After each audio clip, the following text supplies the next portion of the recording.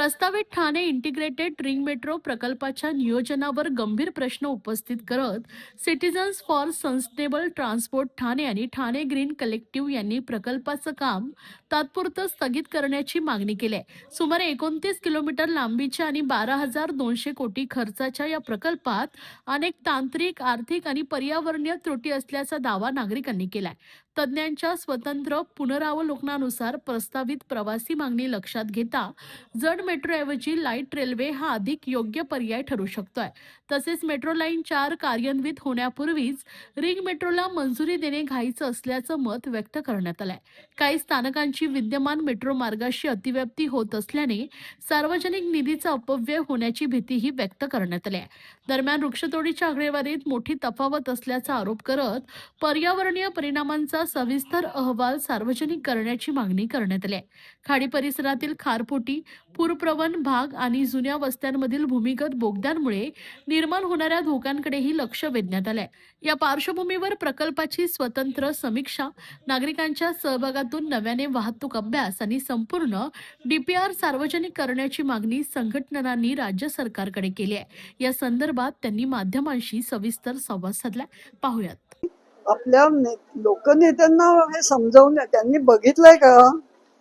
म्हणजे माझ्याकडे तर एकही लोकनेता येत नाही, मी कोणाकडे जाणार? कोणीतरी आता मेयर बाई आहेत, माझी इच्छा आहे त्यांना दाखवावं. एक बाई म्हणून तर त्यांना समजायला पाहिजे, समजून घेतील. नकाशा समजत नसतील तर समजावून देता येतात. चित्र काढली आहेत, आकडेवारी आहे, पण हे बघायला जर कोणी आलंच नाही तर आपण काय करायचं? काय करतो? सुरुवातीला सोपा प्रश्न देतो, 1,000 रुपयाचा, मग 2,000 रुपयाचा, मग 5,000 रुपयाचा, मग काही जण 50,000 रुपयाचा प्रश्न नाही मग ते गळतात. इथे तसंच केलंय. सगळ्यात सोपा जे स्टेशन आहे ना, सोपा मार्ग आहे, त्याचं टेंडर काढले आणि ठाणे स्टेशन सगळ्यात अवघड आहे. त्याच्याबद्दल एक शब्द कोणी बोलत नाहीये.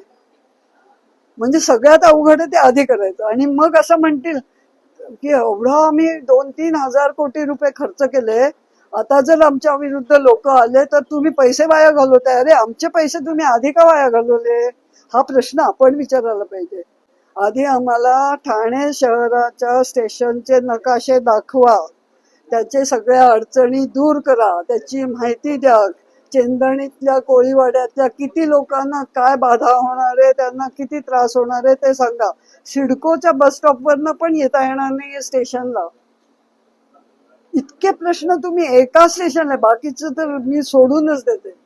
मी फक्त चॅलेंज घेते की एका स्टेशनचा प्रश्न त्यांनी सोडून दाखवावा, मग मी 100% पाठिंबा द्यायला तयार आहे. एक ठाणे अंडरग्राऊंड स्टेशन आणि मेट्रोचा अंडरग्राऊंड मार्ग, हे दोन वर उपाय जर इंजिनियर्स आणि सगळ्यांनी मिळून मला सांगितले, तुम्हाला सांगितले, तर आपण त्यांना पाठिंबा द्यावा.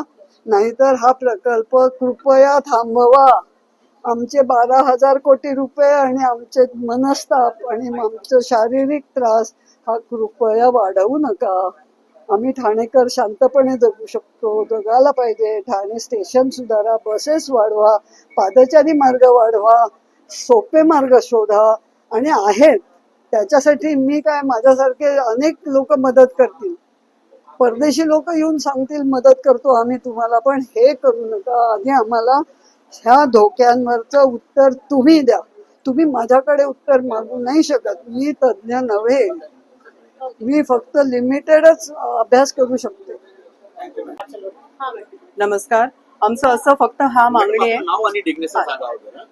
मी हेमा रमणी आहे आणि मी एक ऍडव्होकेट आहे and I am a resident of Thane. फक्त आमची अशी मागणी आहे की जोपर्यंत मेट्रो 4 ची लाईन कम्प्लिटली कमिशन होत नाहीये तोपर्यंत हा TIRM बंद करायलाच पाहिजे.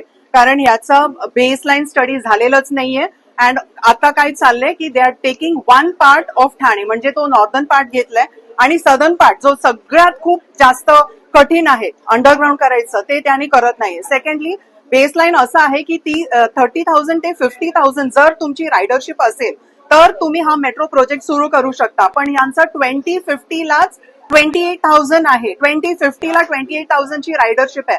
मग कशासाठी आणि कोणासाठी? आणि जो मेट्रो 4 आहे त्याच्यासाठी तुम्ही हा प्लीज 12,200 crores जो तुमचं बजेट आहे ते तुम्ही ऑल्टरनेट, यानी की व्यवस्थित तुम्ही आम्हाला पेडेस्ट्रियन स्ट्रीट्स द्या आणि तुम्ही प्लीज आम्हाला बसेस द्या लास्ट माइल आणि फर्स्ट माइल कनेक्टिव्हिटीसाठी. ही आमची मागणी आहे आणि हा काम तुम्ही प्लीज थांबवा आत्ताच आता. थँक्यू. आणि झाडं तर अजिबात कापायचं नाहीये, कारण the first casualty that is happening is cutting of trees and we are completely opposing cutting of trees in this. Thank you so much. ज्ञान, मुझे हेल्थ केयर फील्ड में करियर बनाना है, कोई स्ट्रॉन्ग ऑप्शन है? बिल्कुल है। अभिनव institute का BPTH bachelor of physiotherapy. आजकल फिजियोथेरेपिस्ट की डिमांड बहुत हाई है। कोर्स रिकॉग्नाइज है ना? ऑफ कोर्स, ये इंडिया की लार्जेस्ट मेडिकल यूनिवर्सिटी से एफिलिएटेड है, मतलब स्ट्रॉन्ग एकेडमिक वैल्यू। और करियर अपॉर्चुनिटीज कैसे रहेंगे? बहुत अमेजिंग।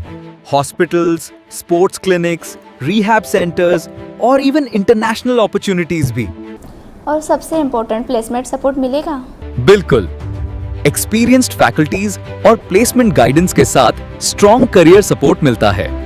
Sounds perfect. मैं आज ही अभिनव इंस्टीट्यूट के BPTH कोर्स के लिए अप्लाई करूंगी। तो वेट किस बात का?